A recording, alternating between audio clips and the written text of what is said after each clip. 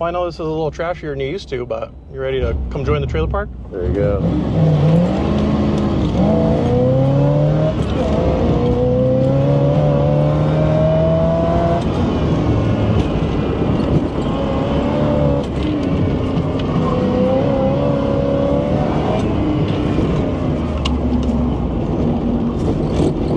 Oversteer.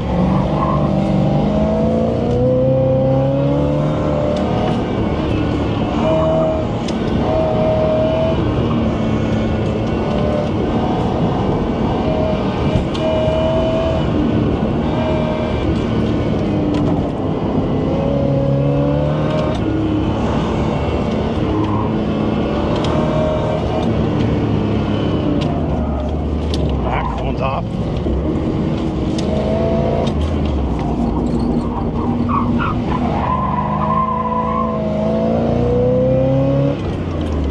There you go. Yeah, not bad for a messed up track. Yeah. Well, welcome back to another Racexotics podcast. Today we're with Tom from Built2beat. He's got a YouTube channel and he does a lot of different things, but we can keep running them if you want. You have more runs to do? Yeah, I have more. Yeah, let's keep doing it. We'll just talk in between runs. Sweet. Everybody will get to watch you run them in between. There you go. But he's got a YouTube channel, does a bunch of stuff. He builds these super cool cars. You've got what, a 57 Bel Air. That was what you brought out on the last drive. I did. That's my dad's. Oh, okay. Yeah. And then you've got a bump side truck. Yep. I'm just finishing a 71 short box Ford. Which is super cool. I've had a few of those bump side trucks. I love them. Yeah, they grew on me. I didn't want a C10, so I figured build a Ford. I've always wanted one. It worked out. It was factory short box, so we had to put a small box Chevy in it, but yeah. Well, so before we get too much into your car adventures, while we're in this, what we're just doing, what got you into autocross? So I've done all sorts of different motorsports. I did some drag racing. I did a lot of drifting when I was younger, and I knew what it took to be competitive drifting. I have a family of kids, and I was like, I've always wanted to do autocross. Give it a whirl. So I came out. I had a 71 second gen Camaro, and I came out. It was pouring down rain. I did my first event by myself. None of my friends came or anything. Had a blast. Yeah. Awesome community. Probably the best community that I've ever ran with in cars. Yeah. Everybody was super nice, really motivating. I thought it was going to be kind of, pretentious. Right. And everyone was super cool. And I just immediately loved it. And I did it for probably close to 2 years by myself before I could get any of my friends to come. And now I got a couple buddies that come and do it very regularly, and it's a blast. And what would you recommend to somebody that's maybe thinking about this as a hobby? What do they need to do? What kind of car do they need? How much money does it cost? Maintenance on your vehicles, wear and tear, accidents. Somebody that knows nothing about it, what would you tell them to get them out here to try it? I would say don't overthink it. I come from generation, I graduated in 2005, not to date myself, but import tuner, super street, everything that we saw and consumed was fully built. When I was drifting, you had to have an option drift car. In my head, that's what you had to have to go and start, and that's not true.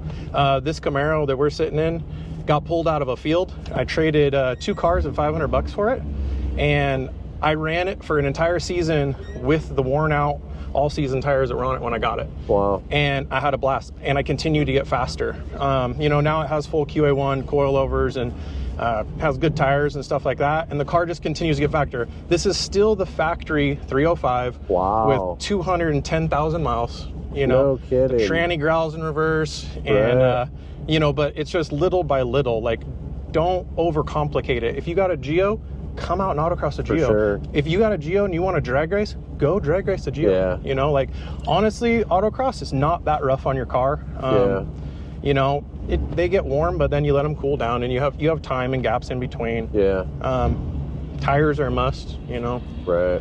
Well, and I will say that I think for a lot of young kids, any motorsport is intimidating. Right. Jumping into any motorsport, but in my experience, and I've not been as involved in this world as you, but I have autocrossed. Right. And this is a very inviting world. Yeah. The autocross world.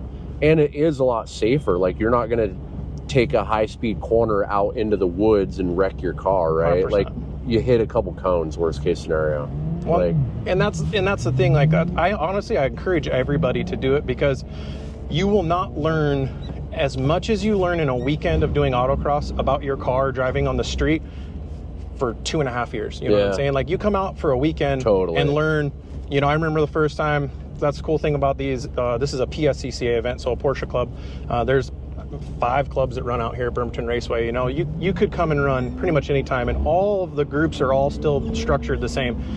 Anytime you need, there's instructors that'll jump in the car with you. Yeah, you know, so awesome. you got. And they're telling you what you're doing wrong. Yeah, they're telling you, hey, oversteering and understeering. Exactly. Like, they're telling you what. Stay in the gas, get on the brake. You know, and it's awesome because you have that. You don't have to have them, but if you want them, they're there and they'll help you all the way through. Or same thing, like if you have suspension, giving you like, hey, you maybe try loosening it up a little bit. You know, so, and that's what I was talking about, the community. Like, I don't know what other community of racing I've ever heard of. People on a national championship level having their car break and have guys give them their keys to run their car. Right. You know, like, that drag racing, your car breaks, one less person I got to beat, you know? So. Exactly. No, it's super cool. And like what you're saying, learning your car, riding with you out there, I can tell you know your car. Because you would never drive that hard. It's something you don't?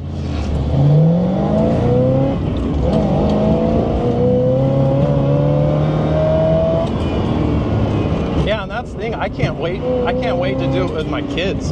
You know, like 16 years old, you can be out here. And what better way, especially with my boy, don't drive like an idiot on the street, you know? You can come out here and we can have fun and we can thrash the Camaro. And then you can drive responsible every single day. You know, there is a place where you can come and do this stuff and have a blast and not worry about getting tickets or hurting somebody.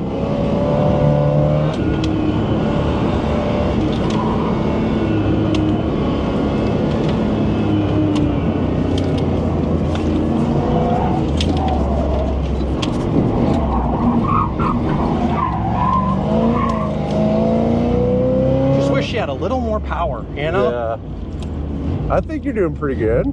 That'll be the next thing is more power. I mean, I'm still competitive, but this old 305, until she has oil pressure, she's staying in here. But plan is to definitely. That's pretty do motor impressive. training. You got that kind of miles on it, though. Yeah, like I said, I mean, I literally pulled it out of a field. Yeah. I haven't even done. I'm gonna be honest with you, and this is embarrassing. No, you're good. It's warm in here. It's I know. chilly before I got in. I know people will probably make fun of me, but I haven't even done the spark plugs in this thing. So Really? I did an oil change on it, and that's about it. That's crazy. Training I'm pretty service. impressed, actually. You know, is this a cross plane or a cross fuel injection? Is that what they called it? So yeah, like a tune port. Oh, tune port. Yeah, so this is basically the same fuel delivery as you'd have in a 92, you know, Chevy truck. It's 2 injectors sitting on the top that just squirt down, you know, the yap. It's about probably the least efficient. It's probably less efficient than the old Quadrajet that would have been on here. So we've chatted a little bit about autocross. Yeah. That's not how you started your brand or your channel, though, right? No. How did your channel start? What was it? What were you doing, and what inspired that? Yeah, so always been into cars. I mean, like you talked about my dad's 57. My family's had cars my whole life. I've always been into cars. You know, kind of grew up having imports and stuff like that. But muscle cars have always been my thing. I love all things. Doesn't matter what the brand is. I have Ford Chevys. I have a 68 Charger, you know. Built2beat started in 2016, I believe. We went to SEMA for the first time. And that same thing that I was kind of talking about, just that the over glorification of beautiful things, which I love beautiful things, don't get me wrong, but we saw a lot of stuff that was full spectrum, beautiful. Right. I mean, honestly, how does a man create such a beautiful car? You know, it's got to be the greatest body guy, greatest metal guy, greatest motor guy. You know, like, it's just amazing seeing it. And then you see some cars and you're like, I could do that, you know? Yeah. And so me and my buddy Nick, we talked about it, and we were like, you know, let's start a page, you know, like just kind of doing you know, vlogging our stuff, our friends' stuff, and kind of just to show people, normal dudes with families that love Jesus, you know, that can love still cars do it themselves, and can still do it. We're not the best. Yeah, you don't need to that. have like a chip foos garage. No. The name of Built2beat is literally the description of what it is. We build stuff to hopefully withstand the beating we're going to give it, you know? And that's it. It's not pretty built. It's not fancy built. You know, most of my stuff's not painted. The roof on the Camaros, you know.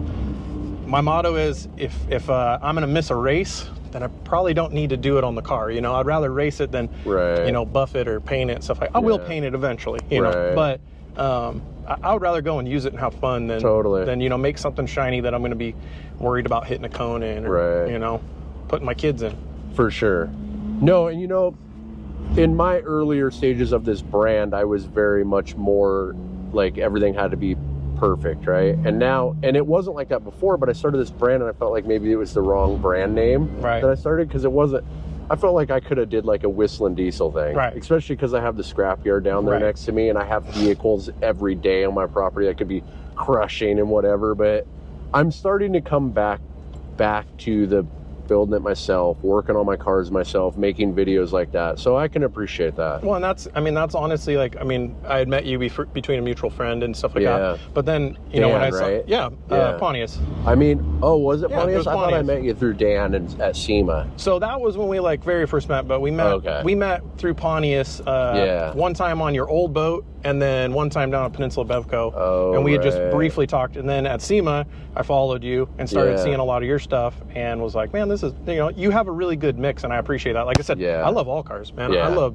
supercars. I love stuff that I know I'll never have. I appreciate it. You know, but I'm a realist of what I know what I know I got, or what I know I could afford. You know, for sure.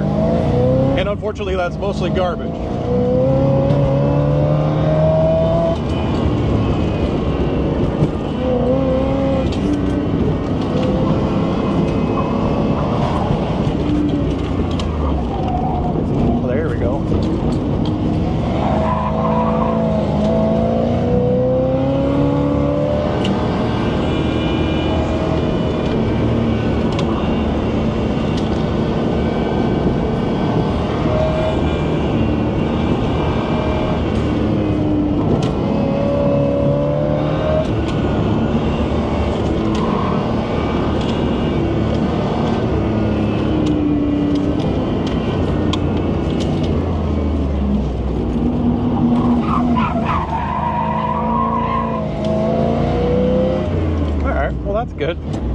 Man, I am thoroughly impressed by this little car. I mean, dude, it's a blast. It really crazy. Is. I mean, this is crazy that a car that is stock like this could do that. I mean, that was 53 right there. Was that your time right there, 53? Yeah, 53.3. The last one was 55. That was technically the fastest time I've looked at today. Yeah, 53.3. So the track was a little messed up, but I'd say we were pretty clean through it. It's because of my extra weight. I was giving you extra downforce in the corners. It depends on the track. Sometimes extra rider. Honestly, my fastest time by myself was a 54.1. I got the instructor in with me, and I ran a 53 right out of the gate. So sometimes it helps. And I got a lot of extra weight on me. Hey, you got that outside bite. There you go. Yeah. Anything else you want to kind of tell us about your brand? Yeah. I mean, like you said, I think we pretty much touched the bases. There was something we had talked about earlier, which I thought was pretty neat, that I told you to wait to talk on the podcast. Yeah. So that was you want to go over that again? Yeah, my little soapbox moment, right? Yeah. Yeah, you know, like I told you, being, you know, members of this community, no matter how small I am, I really hope that we can come to a point where everything is not this polished, shiny production, you know, where we can have fun and people can see what it's really like. You know, like me and you out here today, ripping around, having a blast. You know what I'm saying? Like, this is awesome that you came out and wanted to do this with me, but how much of this stuff do we miss by just consuming it? And then what we're consuming is a polished version of reality. You know what I'm saying? And that's what I'm talking about. I think, like, we honestly, not to sound like I said, noble and on my soapbox, but I feel like we're giving people a disservice, especially the younger generation, of showing this awesome stuff, but how real is that awesome stuff? You know what I'm saying? Well, and I think in this social media world that we're both in, it is that. Yeah. There's so many influencers and YouTubers and stuff that put on their best act and their best look, when it's not all that. There's a lot of, like, getting your hands dirty and wrenching on cars, and a lot of failures. Failures, and you're broke down the side of the road and you're calling your buddies for a tow. Like, I mean, some show a little bit of that stuff, but I would say for the most part, they show this like perfect world, Right. and it's not that. No. And so I really like what you said, like, just get out here. So many of these young kids, like, dude, this will make you such a good driver. Right. Like, if you can learn how to drive around these cones fast, when somebody pulls out in front of you, that could be the difference between you hitting them 100%. and avoiding them. And so I love that. Like, you don't need to have a crazy car. I'm blown away that this little car is taking this track that fast. Right. I mean, I don't know what, like, the 3RS is doing. So what was his to time, give you you know? perspective, the fastest time that he ran today, which, you know, it's hard. Like, people are always like, oh, how'd you do at Autocross this weekend? I kind of honestly just base everything off myself. Totally. Because Well, how do you compare cars? that's the deal. We ran a 53.3. I think that's what we ran. The fastest time that Porsche did today was a 50.09. Yeah. Which, So I mean, 3 and like seconds you is a said, lot. it's a lot, but it's also like, look at what you're in. Yeah. What year is this? 92 A 1992. with 210,000 miles. You know, And a stock 305. Stock I'm blown, Yeah. I'm blown Hey, away. Like, honest to God, I'm blown there's away. your testament to how amazing QA1 is, though. Yeah. So, I mean, this car honestly got 50% faster with the coilovers and suspension that I put on this car. So, I mean, and that's another thing, like we had talked about, Right.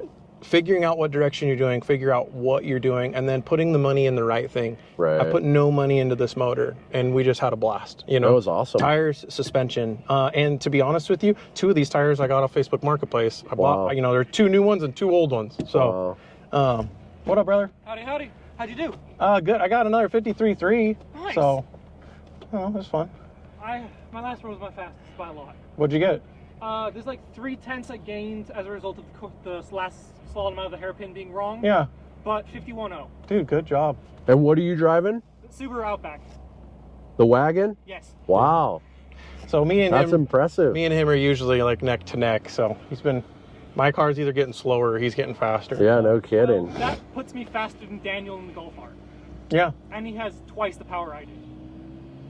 Legitimately. Mine made 250 horsepower in 2006, 200,000 miles ago, and his makes 415 to the wheels. Yep. And Crazy. see, like, I mean, that perfect segment to that, because Yeah. we were just literally talking about, you know, like vehicles. Like, that's why I always joke. It's like, I call my car the trailer park and he's the soccer mom. So, and it's just fun because you make these relationships For and talk to sure. these people. And, you know, every time you come out, you get to see a buddy, even if, like, I came out today with none of my friends, but I have friends. There you go. And it's a blast. Yeah, it's a pretty neat community for sure. Well, I appreciate you coming on the Absolutely, dude. podcast. Thanks for and going for a ride. any of you guys that are listening or watching, you should try Autocross. Yeah. It's you a should. great entry-level sport It into is. the automotive world. You don't need like $60 million to start an F1 No. team. You just need a Chevy 305 Yep. Camaro I mean, hey. from 1992. And, you know, testament to that, last year, I ended up actually getting a BMW. It had been sitting for a year, me and Pontius and one of my other buddies. So I bought this BMW for scrap price. We got it running on a Friday. I registered it and we raced it on Saturday. Wow. And we did fastest first time and fastest overall time, loser buys dinner. And so I got a YouTube video on that. So, like, I mean, literally, you can go We'll and link get that. anything. Yeah, you know we'll what I'm link that saying? video in And this. it was probably some of the most fun. Talk about giggles, you know, miles and laughs for pennies on the dollar. For sure. It was a blast. And that was just another 200,000 mile clapped out 325i. And Yeah. we had a blast. And so real quick before we get off of this, Yeah. what are the entry? How much does it cost to come and do this? So today's event, all in total, not being a member, you pay an extra $5. Today was $55. $55. So And a track day out at the Ridge or Pacific is close $400. to 500. Yeah. And way more wear and tear on your tires. Way you know. more. And a lot more risk of something happening. I mean, you wreck out. I've been out at the Ridge. I wrecked at the Ridge in 2014. But I've been out there and a car was out in the woods destroyed. Yeah. I mean, so this is way safer. And I would argue, like, almost argue, like, in a weird way, this is like teaching you so much more. Like, you're out here, like, sliding these corners. You're On a not doing it on technical a way. track. You know what I mean? Like, Yep. this is some pretty good. You're learning your car out here. You are. And that was one other thing I was going to touch base on. I know we got to get done, but learning your car, like you said, you're going to learn so much in a weekend. You also will be humbled the Yeah. first time you come out and drive. For sure. You're going to come out and you're going to drive your car and go, I know how to drive. I've brought friends out that are that are good street car drivers. Yeah. And they drive and go, what the heck is wrong with my car? And, well, there's nothing wrong with your car. Yeah. You're oversteering it. You're Yeah. understeering it. You're telling the car to do something it can't do. Exactly. And that is also so good because they took that back into the real world with them and we're like, For sure. dang. You know? Well, and I remember my first time going out the track, and it's so memorable because I went into it like, oh, I know what I'm doing, right? And just so much body roll, and I'm stabbing the brakes, and I'm losing traction. Like, I'm skidding around the corners thinking that I'm going fast. Right. And then my instructor gets in, and he, like, shaves, like, 5 seconds off my lap. I'm like, what the hell? Yeah. I'm going as fast as a car can go. Right. And he's like, Scott. You're going as fast as you can go. Yeah. And he's like, everything you're doing, you're shifting the weight of the car Right. mid-corner, and so you're losing traction. He's like, you're not spinning the tires because you're going fast. You're spinning the tires because you're putting the weight in the wrong spot. Right. And so, like, this is very humbling, and it made me a better driver because of it. So Right. I'm a perfect example of what you said.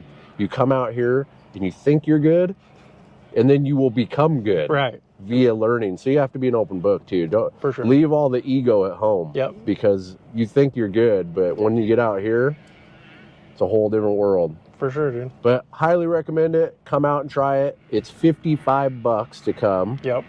and you could do it with a backyard car. Yep. Geo Metro. Geo Metro. I should get the Astro van out here. You should. I'll take Maybe some coilovers, I'll take my 'cause it's got a camper lot of van and body you roll. take your Astro van. Right on. All right, Right I on, dude. appreciate it. Thanks. Sweet, man. Right That was on. fun. Yeah. Thanks.